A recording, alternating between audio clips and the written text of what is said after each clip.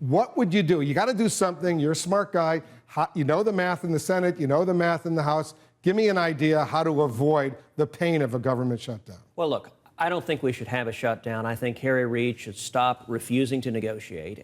So what do you want? Give us a realistic proposal that could have a chance of success. Look, what I want is to keep the government running and at the same time to deal with the harms, the millions of Americans who are losing their health care, at risk of losing their health care, facing skyrocketing insurance premiums.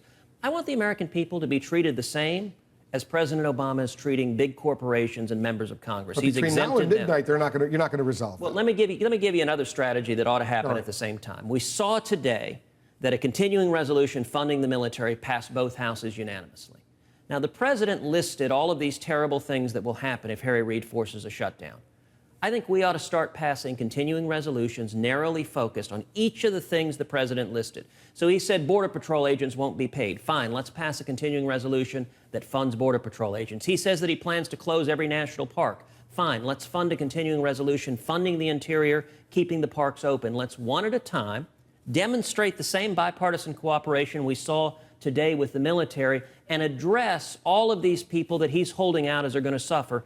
And if the president's willing to actually roll up his sleeves and work, we can deal with much of the downside consequences.